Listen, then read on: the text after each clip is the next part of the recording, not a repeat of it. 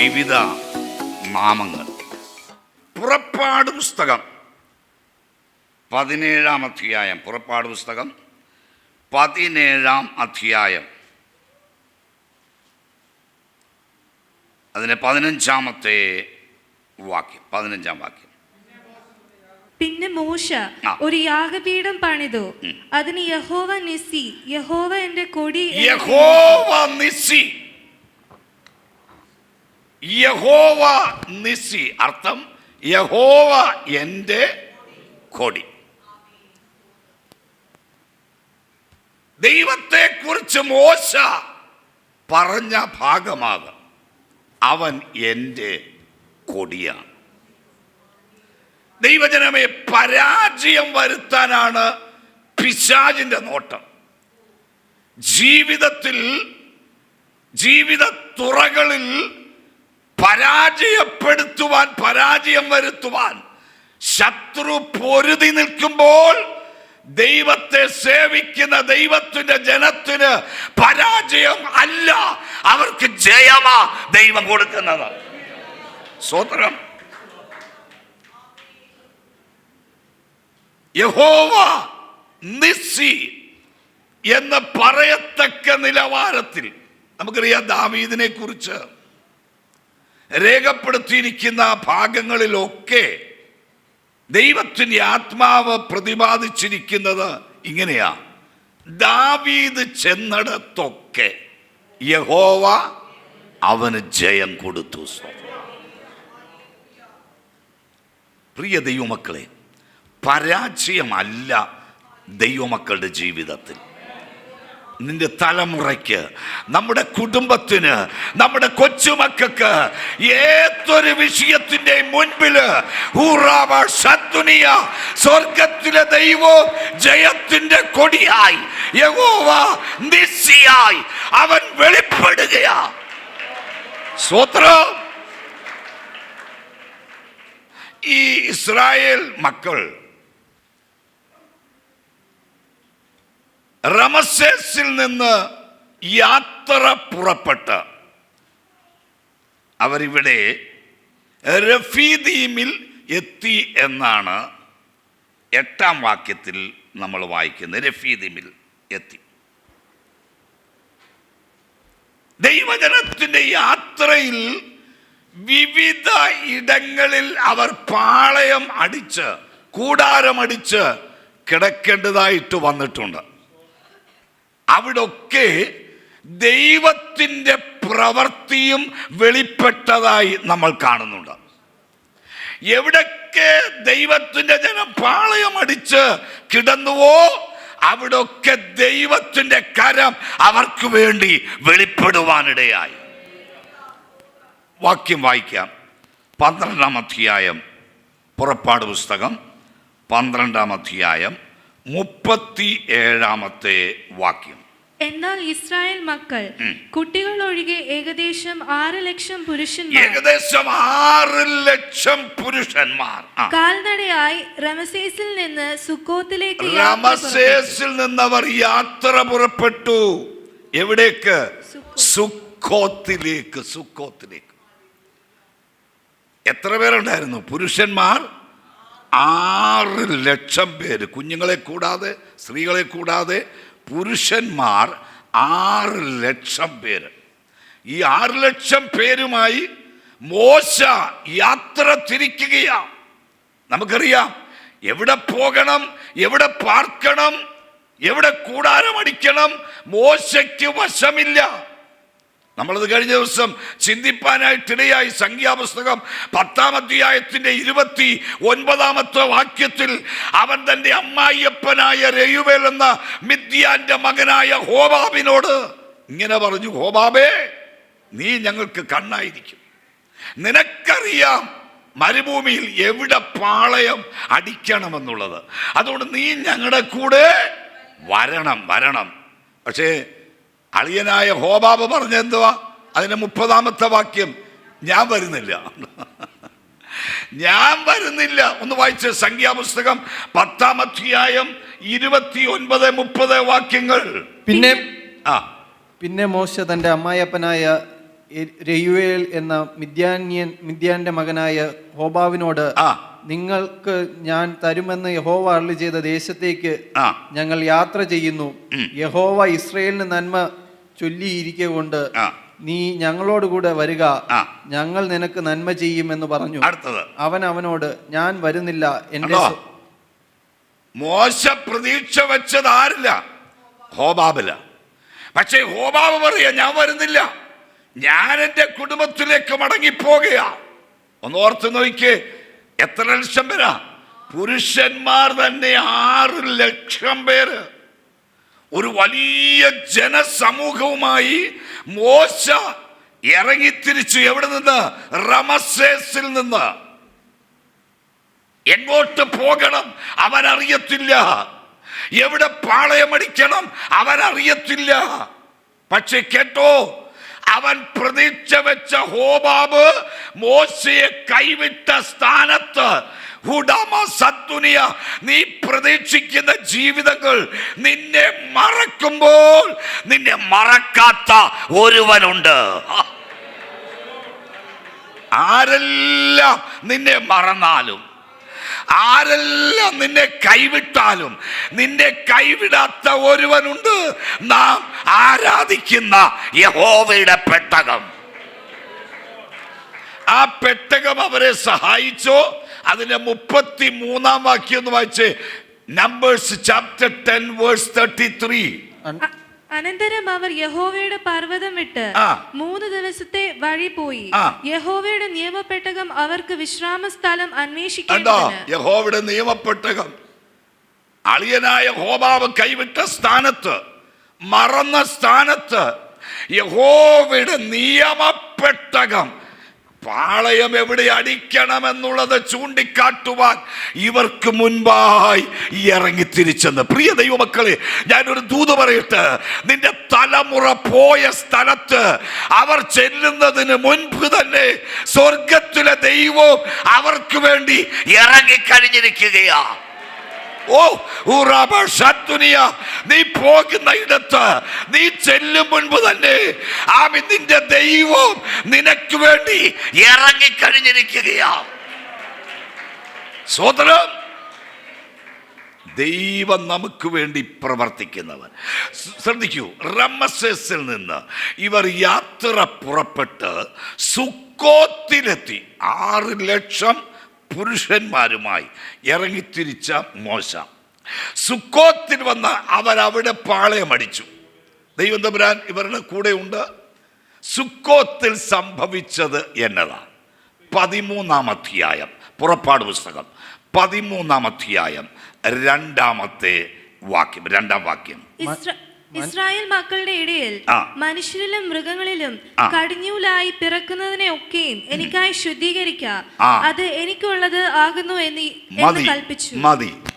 സുക്കോത്തിലെത്തിയ ജനത്തോട് ദൈവം ആവശ്യപ്പെടുകയാ, നിങ്ങൾക്കുള്ള കടിഞ്ഞൂലെല്ലാം യഹോവയ്ക്ക് വിശുദ്ധമായിരിക്കണം. കടിഞ്ഞൂൽ എന്ന് പറഞ്ഞാൽ നമുക്കറിയാം, ആദ്യത്തത് നമ്മുടെ ജീവിതത്തിൽ ലഭിക്കുന്ന ആദ്യത്തെ അനുഭവങ്ങൾ ദൈവത്തിനായി സമർപ്പിക്കുവാൻ നാം തയ്യാറാകുമോ? സ്തോത്രം. നിനക്ക് ലഭിക്കുന്ന ജോലിയിൽ ലഭിക്കുന്ന ശമ്പളത്തിൻ്റെ ആദ്യത്തെ ശമ്പളം കർത്താവിന് വേണ്ടി മാറ്റിവെക്കാൻ തയ്യാറാകുമോ? നിനക്ക് ലഭിച്ചിരിക്കുന്ന തലമുറയിൽ കടിഞ്ഞൂലിനെ ദൈവത്തിന്റെ വേലയ്ക്ക് വേണ്ടി ഏൽപ്പിക്കാൻ തയ്യാറാകുമോ? ആദ്യത്തേതിനെ, കടിഞ്ഞൂലിനെ ദൈവത്തിനായി, വൃക്ഷങ്ങളുടെ ഫലത്തിൽ ആദ്യത്തേത് ദൈവത്തിനായി ദൈവം ആവശ്യപ്പെടുക, കടിഞ്ഞൂലുകളൊക്കെ എനിക്ക് വിശുദ്ധമായിരിക്കണം.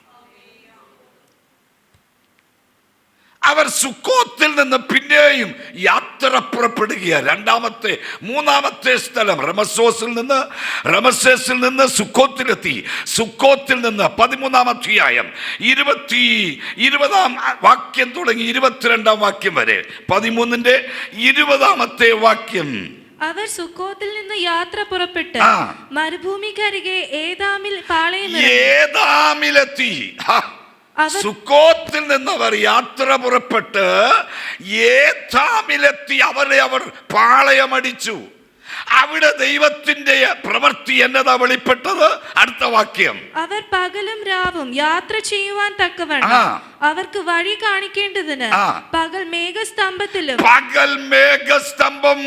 അടുത്തത് അവർക്ക് വെളിച്ചം കൊടുക്കേണ്ടതിന് രാത്രി അഗ്നിസ്തംഭത്തിലും. എത്ര പേർക്ക് ദൈവത്തെ സ്തുതിക്കാൻ കഴിയും? സുക്കോത്തിൽ നിന്ന് യാത്ര പുറപ്പെട്ട് ഏതാമിലെത്തിയ ജനത്തിന് പകൽ മേഘസ്തംഭമായി, രാത്രി അഗ്നിസ്തംഭമായി ദൈവം അവർക്ക് വെളിപ്പെട്ടെങ്കിൽ, ഇന്ന് പകൽ ദൈവത്തിന്റെ പൈതലേ, നീ പോകുന്ന ഇടത്ത്, നിന്റെ തലമുറ പോയ സ്ഥലത്ത് ദൈവം വെളിച്ചമായി, മേഘസ്തംഭമായി, അഗ്നിസ്തംഭമായി നമുക്ക് വേണ്ടി ഇറങ്ങി വരുന്നവൻ.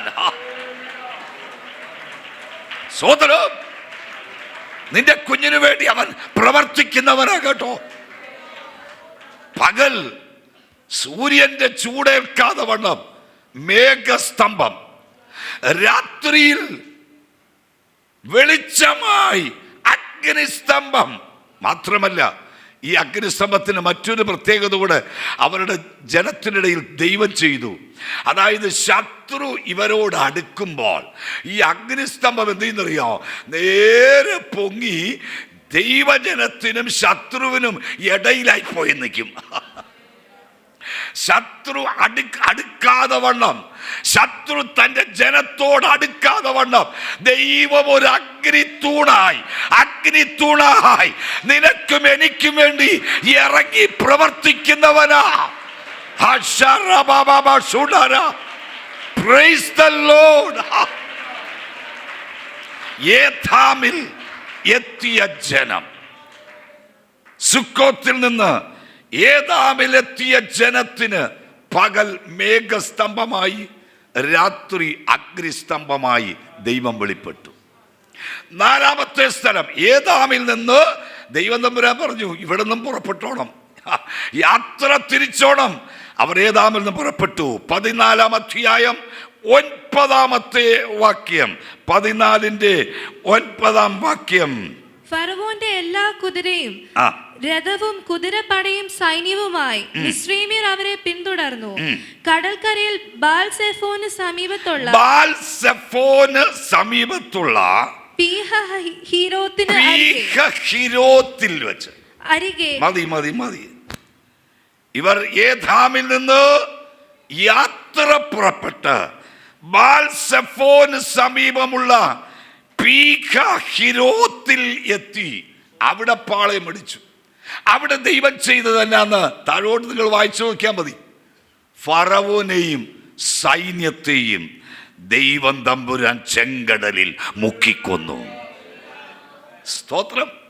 പീഹഹീരോത്തിന് സമീപത്തുള്ള ചെങ്കടലിൽ ഇസ്രായേൽ ജനത്തെ പിന്തുടർന്ന ഫറവോനെയും അവന്റെ സൈന്യത്തെയും മുക്കിക്കളഞ്ഞെങ്കിൽ, ദൈവത്തിന്റെ പൈതലെ, ഫറവോന്യ സൈന്യം നിന്നെ പിന്തുടരാതെ വണ്ണം അവരെ മുക്കിക്കളയുന്നവരാ നമ്മുടെ ദൈവം.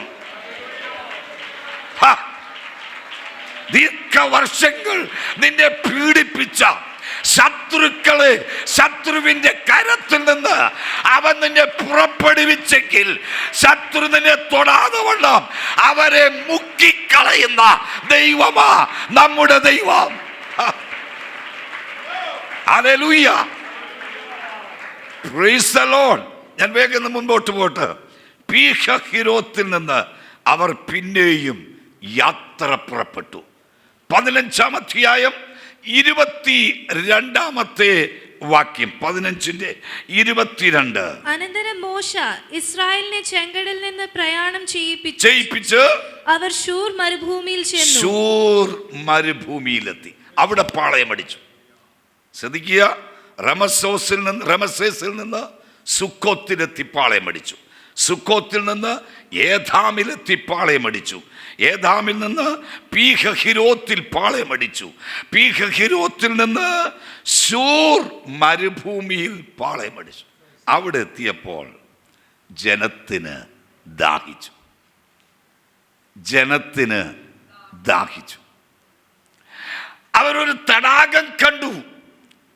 വളരെ ആഗ്രഹത്തോടെ, അത്യാർത്തിയോടെ ജനം ആ തടാകത്തിലേക്ക് ഇറങ്ങി വെള്ളം കോരി കുടിക്കാൻ തുടങ്ങിയപ്പോൾ ആ വെള്ളം കയ്പ് വെള്ളമായിരുന്നു. സോർ വാട്ടർ, കയ്പ് വെള്ളമായിരുന്നു. കയ്പ് വെള്ളം. അവർ നിലവിളിച്ചു, അയ്യോ കയ്പ് വെള്ളം, കയ്പ് വെള്ളം. മോശയുടെ നേർക്ക് അവർ നിലവിളിച്ചു. മോശ ദൈവത്തോട് പ്രാർത്ഥിച്ചു. ദൈവം തമ്പുരാൻ ഒരു വൃക്ഷം കാട്ടിക്കൊടുത്തു. അതിന്റെ ശിഖരം വെട്ടി മോശ ആ വെള്ളത്തിലേക്ക് ഇട്ടപ്പോൾ ആ കയ്പ് വെള്ളത്തെ മധുര വെള്ളമാക്കി, മാറായുടെ കയ്പ് മാറ്റി മാധുര്യമേറിയ അനുഭവത്തെ പ്രദാനം ചെയ്യത്തക്കവണ്ണം ദൈവത്തിന്റെ ആത്മാവ് ശൂർ മരുഭൂമിയിൽ പ്രവർത്തിച്ചെങ്കിൽ ഇന്ന് പകൽ ദൈവത്തിന്റെ ദാസരെ, ദാസിയെ, നിന്റെ ജീവിതത്തിന്റെ കൈപ്പേറിയ അനുഭവങ്ങളെ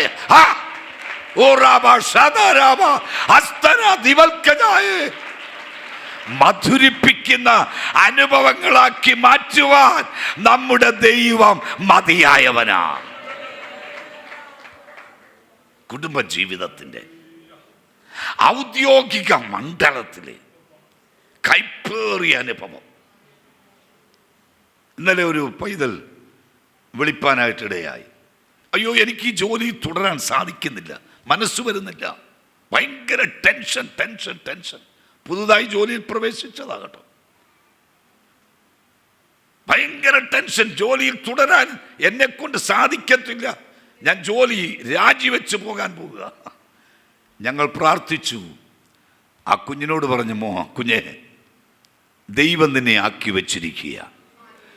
ഏത് പ്രതിസന്ധികളെയും നിനക്കനുകൂലമാക്കി മാറ്റുവാൻ ഈ ദൈവം മതിയായവനാ. കയ്പായ വെള്ളത്തെ മധുരിപ്പിക്കാൻ കഴിവുള്ള ദൈവമാ നമ്മുടെ ദൈവം. സ്വതന്ത്രം. ശൂർ മരുഭൂമിയിൽ ദൈവം ചെയ്ത പ്രവൃത്തി, കയ്പ് വെള്ളത്തെ ദൈവം ഒരു വഴി തുറന്നാൽ ശ്രദ്ധനായ അടയ്ക്കുവാൻ ഒരു ശക്തിക്കും സാധ്യമല്ല കേട്ടോ.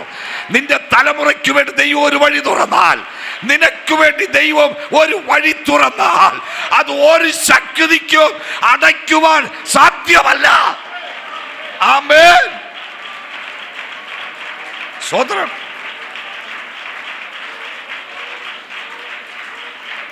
ഏലീമിൽ നിന്ന് അവർ പിന്നെയും യാത്ര പുറപ്പെട്ടു. 16-ാം അധ്യായം 1-ാമത്തെ വാക്യം.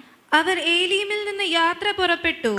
ഇസ്രായേൽ മക്കൾ മിസ്രയീം ദേശത്ത് നിന്ന് പുറപ്പെട്ട 2-ാം മാസം 15-ാം തീയതി അവരുടെ സംഘമൊക്കെയും ഏലീമിനും സീനായിക്കും മധ്യേയുള്ള സീൻ മരുഭൂമിയിലെത്തി. ഏലീമിൽ നിന്ന് പുറപ്പെട്ട് സീൻ മരുഭൂമിയിൽ അവർ കൂടാരമടിച്ചു, പാളയമടിച്ചു. അവിടെ ദൈവം ഇവർക്ക് വേണ്ടി ചെയ്തതല്ലതാ. ഇവർ മോശയ്ക്ക് നേരെ പിറുപിറുത്തു. ഞങ്ങൾക്ക് ആഹാരമില്ല, ഞങ്ങൾക്ക് ഇറച്ചിയില്ല, എവിടെ നിന്ന് ഈ മരുഭൂമിയിൽ ഭക്ഷണം കിട്ടും? മരുഭൂമിയിൽ ദൈവത്തിന് മേശ ഒരുക്കാൻ കഴിയുമോ? ഇവർ മോശയ്ക്ക് നേരെ പിറുപിറുത്തു. മോശ ദൈവത്തോട് യാചിച്ചു, ദൈവമേ, ജനത്തിൻ്റെ നിലവിളി നീ കേൾക്കുന്നില്ലേ? ദൈവം തമ്പുരാൻ പറഞ്ഞു, മോശേ, നിനക്കെന്നെ നാളെ ഈ നേരത്ത് പ്രഭാത യാമത്തിൽ മഞ്ഞിൽ പൊതിഞ്ഞു കിടക്കുന്ന മന്നായും വൈകുന്നേരത്ത് കാടപ്പക്ഷിയും ഞാൻ എൻ്റെ ജനത്തിന് കൊടുക്കും. നോക്കണേ, കാലത്തും വൈകിട്ടും.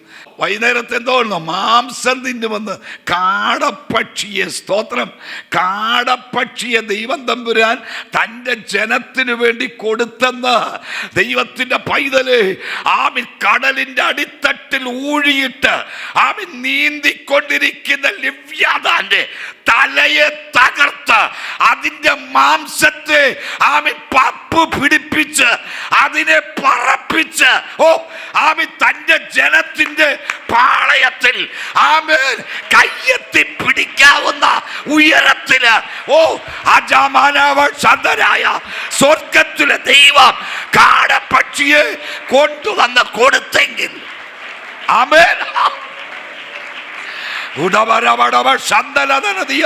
എത്ര പേർ വിശ്വാസത്താൽ അത് ഏറ്റെടുത്ത് പ്രാർത്ഥിക്കും?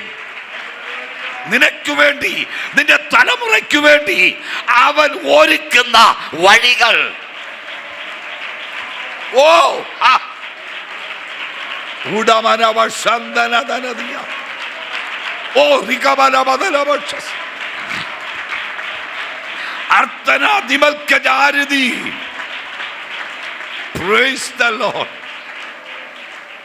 പ്രഭാതയാമത്തിൽ മന്ന. നാം ദിവസവും പ്രഭാതയാമത്തിൽ മന്ന ഭക്ഷിച്ചുകൊണ്ടിരിക്കുക അല്ലേ? വൈകുന്നേരം ഇറച്ചി. സ്വതന്ത്രം തൻ്റെ ജനത്തിൻ്റെ ആവശ്യങ്ങളെ നിവർത്തിച്ചവൻ. അപ്പൊ സീൻ മരുഭൂമിയിൽ ദൈവം മന്നായും കാടപ്പക്ഷി ഇറച്ചിയെയും കൊടുത്തു. പോരാ, ആ സീൻ മരുഭൂമിയിൽ ദൈവം പറഞ്ഞു, ഇനിയും നിങ്ങൾ മുൻപോട്ട് യാത്ര പുറപ്പെടണം.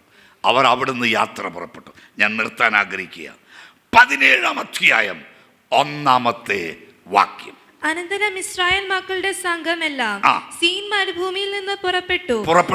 യഹോവയുടെ കൽപ്പന പ്രകാരം ചെയ്ത പ്രയാണങ്ങളിൽ രഫീദീമിലെത്തി രഫീദീമിലെത്തി. സീൻ മരുഭൂമിയിൽ നിന്ന് യാത്ര പുറപ്പെട്ട് രഫീദീമിലെത്തി. അവിടെ വന്നപ്പോൾ അവർക്ക് വെള്ളമില്ല. അവർ നിലവിളിച്ചു, ഞങ്ങൾക്ക് വെള്ളം വേണം. ദൈവം തമ്പുരാൻ മോശയോട് പറഞ്ഞു, മോശേ, നീ ആ കാണുന്ന ഹോരേബ് പർവ്വതമില്ലേ, അവിടേക്കൊന്ന് കയറ. അവിടെ ഒരു പാറയുണ്ട്. ആ പാറയുടെ അരികിലേക്ക് നീ ചെല്ല്. വടിയുമായി ചെല്ലണം. മോശ യഹോവയുടെ വടിയുമായി ആ ഹോരേബിൽ പാറയുടെ അടുക്ക ചെന്നു. ദൈവം തമ്പുരാൻ പറഞ്ഞു, മോശേ, നീ പാറയെ അടിക്കാം, അതിൽ നിന്ന് വെള്ളം പുറപ്പെടും. മോശ തൻ്റെ കയ്യിലിരുന്ന യഹോവയുടെ വടിയെടുത്ത് ആ പാറയെ അടിച്ചു. ആ പാറയിൽ നിന്ന് ജനത്തിന് വെള്ളം പുറപ്പെട്ടെങ്കിൽ ഇന്ന് പകൽക്കാലം ദൈവമൈതലേ, നമുക്ക് ഓരോരുത്തർക്കും വേണ്ടി പിളർക്കപ്പെട്ട ഒരു പാറയുണ്ട്. പിളർക്കപ്പെട്ട അടിയേറ്റ ഒരു പാറയുണ്ട്. ആമേൻ. ആ പാറയിൽ നിന്ന് പുറപ്പെടുന്ന വെള്ളം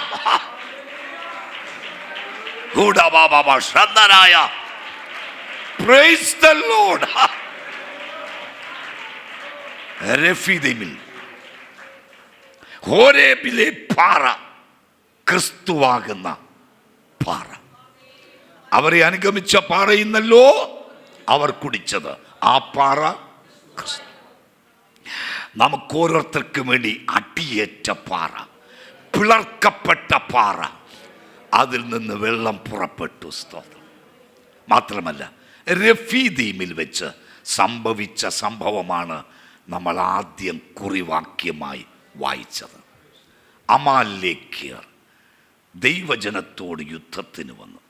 ദൈവം അനുവദിച്ചാൽ നമുക്ക് അടുത്ത ആഴ്ച ചിന്തിക്കാം. നമുക്കത് കണ്ണുകളടയ്ക്കണം.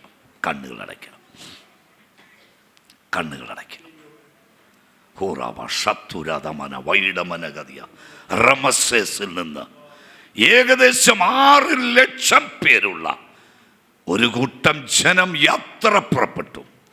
അവർ സഞ്ചരിച്ച് രഫീദീമിൽ എത്തി. രഫീദീമിൽ വെച്ച് ഒരു പാറ പിളർക്കപ്പെടുകയാ. ഒരു പാറ പിളർക്കപ്പെടുകയാ.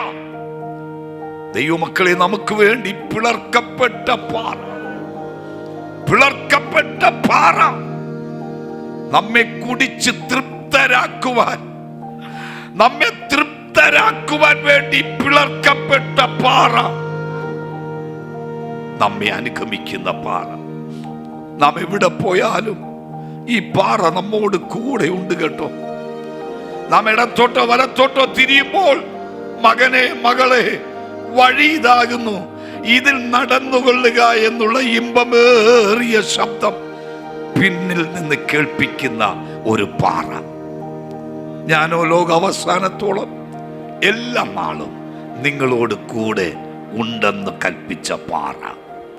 അത് നീ പോകുന്ന ഏതൊരു സ്ഥലത്തും നിന്നെ അനുഗമിക്കുന്നുണ്ട് കേട്ടോ. നിന്നെ അനുഗമിക്കുന്ന പാറ, നിന്നെ അനുഗമിക്കുന്ന പാറ, നിന്നെ അനുഗമിക്കുന്ന പാറ. ദൈവമൈതലേ, ഒന്ന് തിരിഞ്ഞൊന്ന് നോക്കിക്കേ, നിന്നെ അനുഗമിക്കുന്നുണ്ടോ ഈ പാറ? ആമേൻ. കണ്ണുകളടയ്ക്കാം, പ്രാർത്ഥിക്കാം. നിത്യനും പരിശുദ്ധനുമായ ഞങ്ങളുടെ സ്വർഗീയ പിതാവേ, ഞങ്ങളെ അനുഗമിക്കുന്ന ഒരു പാറ ഉണ്ടെന്ന് നീ ഞങ്ങൾക്ക് ഉറപ്പ് തന്നല്ലോ കർത്താവേ. റമസേസിൽ നിന്ന് നിന്റെ ജനം യാത്ര പുറപ്പെട്ട് പലയിടങ്ങളിൽ പാളയമടിച്ച് അവിടെ എല്ലാം നിന്റെ വിടുതലിന്റെ കരം വെളിപ്പെട്ടതും, ഒടുവിൽ രഫീദീമിൽ എത്തിയപ്പോൾ അവർക്ക് വേണ്ടി ഒരു പാറ പിളർക്കപ്പെട്ടതും ഞങ്ങൾ വായിച്ചുവല്ലോ. അപ്പ, ഞങ്ങൾക്ക് വേണ്ടി പിളർക്കപ്പെട്ട പാറ അവിടുന്ന് ആകയാൽ സ്തോത്രം ചെയ്യും. കുടിച്ച് വേണ്ടുവോളം കുടിക്കുവാൻ, വേണ്ടുവോളം പാനം ചെയ്യുവാൻ കർത്താവേ, ഞങ്ങൾ എവിടെ പോയാലും, ലോകത്തിന്റെ ഏത് ഭാഗത്ത് പോയാലും ഞങ്ങളെ പിൻപറ്റുന്ന, ഞങ്ങളെ പിന്തുടരുന്ന ഒരു പാറയാണല്ലോ അവിടുന്ന്. കർത്താവേ, അവിടുത്തെ സാന്നിധ്യത്തിനായി സ്തോത്രം, അവിടുത്തെ നല്ല ആലോചനകൾക്കായി സ്തോത്രം. അവിടുത്തെ വലിയ ദാസന്മാര്, അതേ പാസ്റ്റർ സ്റ്റാൻലി ജോൺസിനെയും പാസ്റ്റർ ജിനുവിനെയും ഞങ്ങളുടെ മധ്യയെ അയച്ച് കേൾപ്പിച്ച നല്ല ആലോചനയ്ക്കായി സ്തോത്രം. സങ്കീർത്തനത്തിൽ കൂടി നിന്റെ ദാസനിൽ നിന്ന് കേൾപ്പിച്ച ആലോചനയ്ക്കായി സ്തോത്രം. ഞങ്ങളെ തന്നെ നിന്റെ സന്നിധിയിൽ സമർപ്പിക്കുന്നു. ഈ ജനത്തെ അവിടുത്തെ നാമം ചൊല്ലി ഈ ആഴ്ചവട്ടത്തിന്റെ 1-ാം ദിവസം അടിയന്റെ വലതുകരം ഉയർത്തി അനുഗ്രഹിച്ച് പ്രാർത്ഥിക്കുന്നു. അനുഗ്രഹിക്കപ്പെട്ടവരായി തീരട്ടെ യേശു ക്രിസ്തുവിൻ നാമത്തിൽ തന്നെ. കർത്താവ് പ്രാർത്ഥനയുടെ ഓർത്ത് സ്തോത്രം ചെയ്യാം. പിതാവായ ദൈവത്തിന്റെ സ്നേഹവും പുത്രനായ യേശു ക്രിസ്തുവിന്റെ കൃപയും പരിശുദ്ധാത്മാവിന്റെ കൂട്ടായ്മയും നാം ഓരോരുത്തരുടെ മേലും ഓർത്ത് പ്രാർത്ഥിച്ച സകല വിഷയങ്ങളുടെ മേൽ ഇന്നും എന്നേക്ക് കർത്താവിന്റെ 2ാമത്തെ വരവരെയും ഉണ്ടായിരിക്കുമാറാകട്ടെ. നമ്മുടെ കർത്താവായ യേശു ക്രിസ്തുവിൽ ഇന്ന് ജയം നൽകിയ ദൈവത്തിന് കരം ഉയർത്തി ഹല്ലേലൂയ പറയാ. ഹല്ലേലൂയ, ഹല്ലേലൂയ, ഹല്ലേലൂയ. ആമേൻ. കർത്താവായ യേശുവേ, ദൈവം നിങ്ങളെല്ലാവരെയും അനുഗ്രഹിക്കട്ടെ. സമാധാനത്തോടെ പിരിഞ്ഞു പോകാം. God bless U.